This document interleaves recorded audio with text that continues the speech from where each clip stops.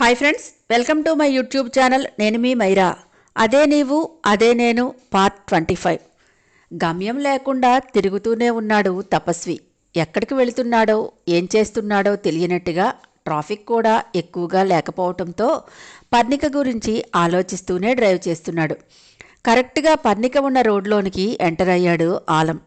Road సెంటర్లో cab నిలబెట్టి ఎవరో అమ్మాయితో డ్రైవర్ మాట్లాడడం చూసి క్యాబ్ తప్పించుకొని ముందుకు వెళ్తున్నవాడు కాస్త యో ఈడియట్ షటప్ అని వినపడి పక్కకు చూశాడు వెళ్ళిపోతూ. పరి అని సడన్ బ్రేక్ వేసి ముందుకు తూలాడు. పర్ణికను గుర్తించి ఒక్కసారిగా షాక్ అయిపోయాడు. ఖచ్చితంగా పర్ణికే. ఇక్కడికి ఎలా వచ్చింది?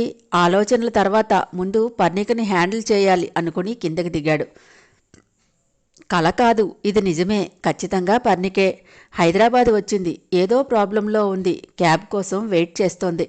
వాడెవడో కానీ మిస్బిహేవ్ చేస్తున్నాడు అని అనుకున్న మరుక్షణం కొంచెం ముందుకు వెళ్ళి యూటర్న్ తీసుకొని వెనక్కి వచ్చి క్యాబ్ వాడి ముందు నిలబడి, ఏంట్రా అర్ధరాత్రి రోడ్డు మీద న్యూసెన్స్ అమ్మాయితో అన్నాడు అథారిటీగా. నువ్వెవడ్రా మధ్యలో అడగటానికి అన్నాడు నిర్లక్ష్యంగా క్యాబ్ డ్రైవర్.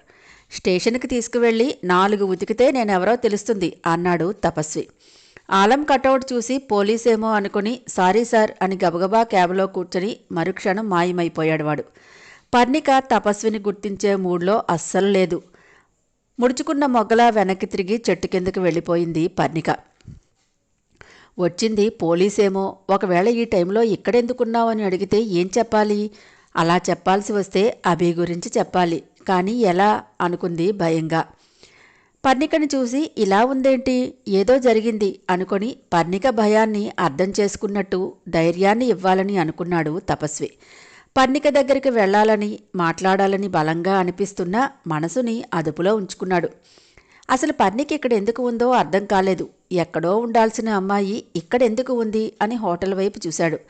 ఏదైనా సెమినార్ పని మీద వచ్చిందేమో. ఒకవేళ అలా వస్తే ఇంత సిటీ అవుట్స్కట్స్లో ఉన్న హోటల్లో ఎందుకు దిగాలి? అతనికేం అర్థం కాలేదు. కానీ ఈ టైంలో పర్ణికని ఒంటరిగా వదిలి వెళ్ళలేడు. అలాగని తన కారులో రమ్మని పిలిస్తే వచ్చే పరిస్థితిలో ఉన్నట్టు అనిపించలేదు. వెంటనే తన పాకెట్లో ఫోన్ తీస్తున్నప్పుడే సైలెంట్లో ఉంచి చెవి దగ్గర పెట్టుకొని, హలో అమ్మా, చెల్లాయి వచ్చేసిందా ఇంటికి? ఎన్నిసార్లు చెప్పానమ్మా ఇంటికి తొందరగా రమ్మని దానికి. ఎంత బర్త్డే పార్టీలో ఉంటే మాత్రం అర్ధరాత్రి వరకు తిరగొద్దని చెప్పానా? నేను క్యాబ్ డ్రైవర్ని అయినా చెల్లాయికి అందుబాటులో లేను. ఎవరినీ నమ్మడానికి లేదు. అర్ధరాత్రి ఆడపిల్లలు వెళ్ళే సేఫ్టీ లేదు. సరే వచ్చేసింది అంటున్నావు కదా, జాగ్రత్తగా ఉండండి. నేను కాసేపట్లో ఇంటికి వచ్చేస్తానులే అన్నాడు. ఆ నిశ్శబ్దంలో తపస్వి మాట్లాడుతున్న ప్రతి మాట పర్ణిక చెవిలో పడింది. ఇంటికి చేరుకుందో లేదో తెలియని తన చెల్లెల కోసం ఆరాటపడుతున్న అన్నలా అనిపించాడు. ప్రస్తుతం ఉన్న పరిస్థితుల్లో తనకు ధైర్యంగా 4 మాటలు చెప్పేవాళ్లు కావాలని అనిపించింది. ఆదరంగా తనని దగ్గరికి తీసుకుని ఓదార్చే స్పర్శ కావాలని కోరుకుంది. ఫోన్ కట్ చేసిన వెంటనే అప్పుడే పక్కకు తిరిగి చూసినట్టుగా పర్ణిక వైపు చూసి, మేడం మీరెక్కడికైనా వెళ్ళాలా అని అడిగాడు. వెంటనే తల నిలువుగా ఊపింది.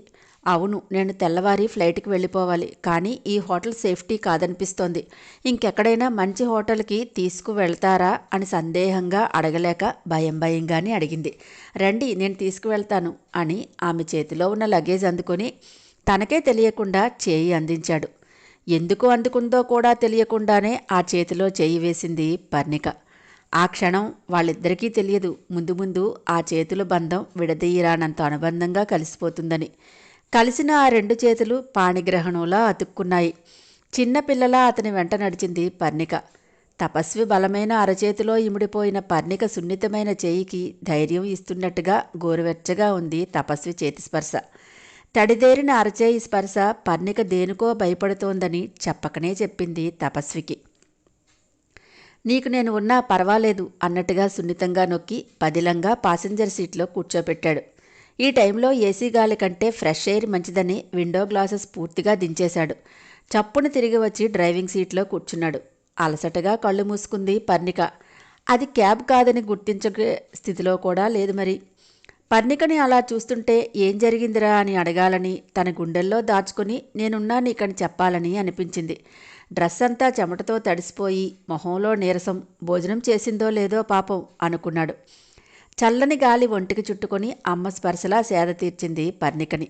కళ్ళు మూసుకొని ఉన్న పర్ణిక కారు ఎటువైపు వెళ్తుందో గమనించనే లేదు. గమనించాలని కూడా అనుకోలేదు. రోడ్ సైడ్లో ఉన్న ఫుడ్ స్టాల్ దగ్గర కారు చిన్న కుదుపుతో ఆపేసరికి పర్ణిక కళ్ళు తెరిచి చూసింది.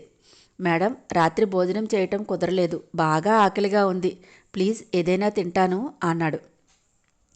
అయ్యో పాపం అనుకుని ఓకే అంది. తన మొహాన్ని కనిపించకుండా కవర్ చేసుకుంటూ వెళ్ళి అప్పుడే వేడివేడిగా తీస్తున్న ఇడ్లీని 2 ప్లేట్లలో పెట్టించుకొని విత్ కొబ్బరి చట్నీ, అల్లం చట్నీ 2 వేయించి తీసుకొచ్చి పర్ణికకు కూడా ఒక ప్లేట్ ఇచ్చాడు. నాకెందుకు అంది. తినండి మేడం, మీ కళ్ళల్లో ఆకలి తెలుస్తోంది, ఇక్కడ ఇడ్లీ చాలా బాగుంటుంది, తింటే మీరు ఆ మాటే చెప్తారు అన్నాడు.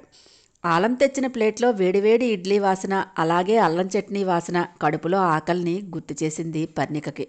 నిజమే, ఈరోజు సరిగ్గా ఫుడ్ తిననేలేదు, సాయంత్రం టెన్షన్స్తో ఆకలి అనేది ఎప్పుడో మర్చిపోయాను అని ఇంకేం మాట్లాడకుండా మౌనంగా ప్లేట్ తీసుకుంది.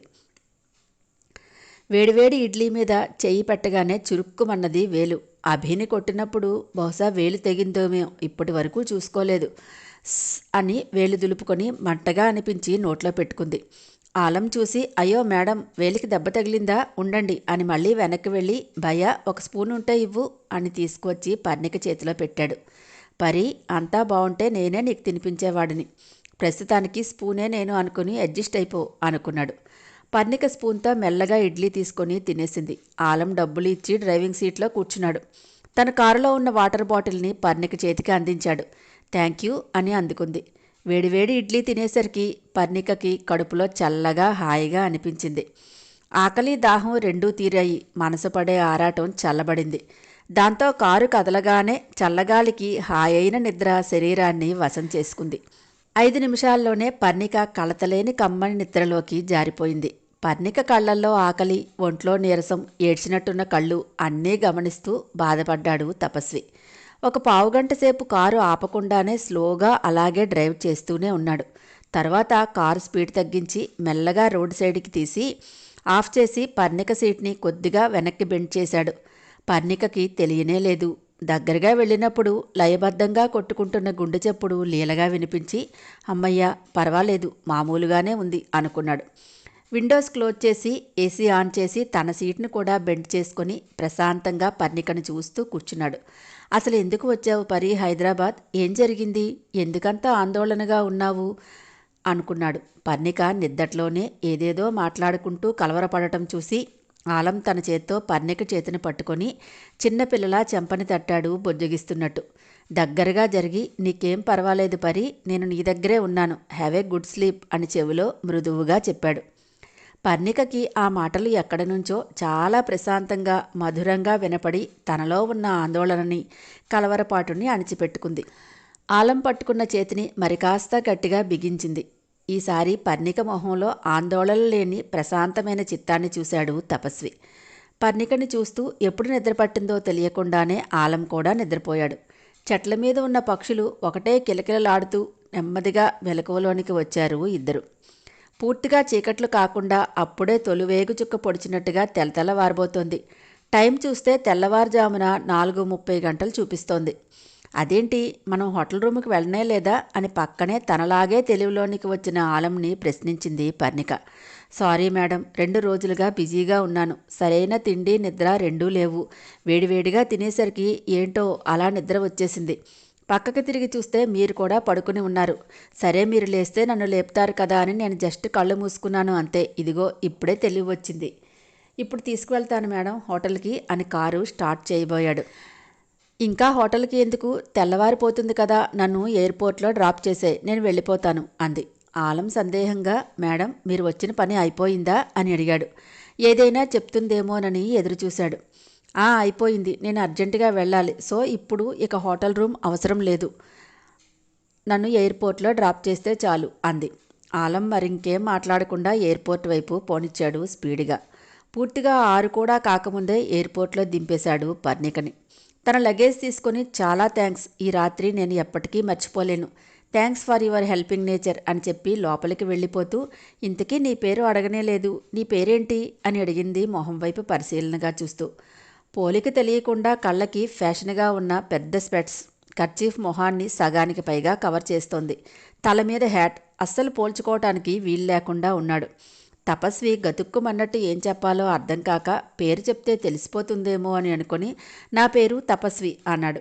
అందరూ తనని ఎక్కువగా ఆలమ్మనే అంటారు, కానీ తల్లి మాత్రమే తపస్వి అంటుంది. కాబట్టి ఆ పేరు ఎక్కువగా తెలిసే అవకాశం లేదని ఆ పేరు చెప్పాడు. ఎవరివైతేనే రాత్రి చాలా సాయం చేశావు. Okay, thank you Tapasvi, bye అని చెప్పి పర్ణిక లోపలికి వెళ్ళిపోయింది. ప్రశాంతంగా ఊపిరి పీల్చుకున్నాడు. ఆలం తిరిగి వచ్చి వెంటనే కారులో కూర్చుని విండోస్ క్లోజ్ చేసుకుని తెల్లారిపోతుంది, ఎక్కడ అమ్మలేస్తే కంగారు పడుతుందో అని తొందరగా ఇంటికి చేరుకున్నాడు. పరి, నువ్వు సేఫ్గా ఇంటికి చేరిపో. నువ్వు నీ ప్లేస్లో ఉంటేనే బాగుంటుందేమో. ఎందుకో కంగారు పడ్డావు. అసలు ఎందుకు వచ్చావో కూడా నాకు తెలియదు, కానీ అడిగేటంత చనువు నాకింకా రాలేదు. నువ్వు ఎందుకింత కంగారు పడ్డావో తప్పకుండా తెలుసుకునే రోజు వస్తుందిలే అని అనుకున్నాడు. తెల్లవారి 10 గంటలు దాటితే గాని అభికి మెలకువ రాలేదు. కొంచెం కదిలేసరికే తలంతా పోటుగా అనిపించింది. తలని తడుముకున్నాడు ఒకసారి. చేతికి కట్టు తగలడంతో జరిగిందంతా ఒకసారి గుర్తొచ్చింది. వెంటనే లేచి కూర్చున్నాడు. పర్ణిక అని చుట్టూ చూస్తూ పిలిచాడు. ఆమె లగేజ్ బ్యాగ్ కానీ వాష్రూంలో చప్పుడు కానీ అసలు పర్ణిక ఉన్న జాడలే కనబడలేదు. అంటే వెళ్ళిపోయింది. తనని గాయపరిచి మరీ వెళ్ళిపోయిందన్నమాట. షిట్, అనవసరంగా తొందరపడ్డాను. చేతి వరకు వచ్చిన దాన్ని వదులుకున్నాను కదా. కొంచెం ఓపిక పట్టి ఇంకాస్త స్మూత్గా హ్యాండిల్ చేయాల్సింది. చిరాకుగా లేచి పక్కనే పడున్న తన టీషర్ట్ తీసి వేసుకున్నాడు. అప్పటికే ఫోన్లో చాలా మిస్డ్ కాల్స్ ఉండడం చూసి అమ్మ చాలాసార్లు ఫోన్ చేసినట్టు ఉంది. కీస్ తీసుకొని రూమ్ వెకేట్ చేయటానికి రిసెప్షన్ దగ్గరికి వచ్చాడు. తలకి ఉన్న కట్టు చూసి ఏం జరిగింది సార్ అని అడిగింది రిసెప్షనిస్ట్. జస్ట్ తల ట్యాప్కి కొట్టుకుంది అని సమాధానం చెప్పి ఇంకేం ఆలోచించకుండా వచ్చి కారులో కూర్చొని ఇంటివైపు పోనిచ్చాడు చిరాకుగా. హాయ్ ఫ్రెండ్స్, నా ఛానల్ నచ్చితే కనుక లైక్ చేయటం, షేర్ చేయటం, సబ్స్క్రైబ్ చేసుకోవటం మర్చిపోకండి. ఇంకా నచ్చితే మీ ఫ్రెండ్స్ అండ్ ఫ్యామిలీకి షేర్ చేయండి. నెక్స్ట్ అప్డేట్ కోసం వెయిట్ చేస్తూ ఉండండి.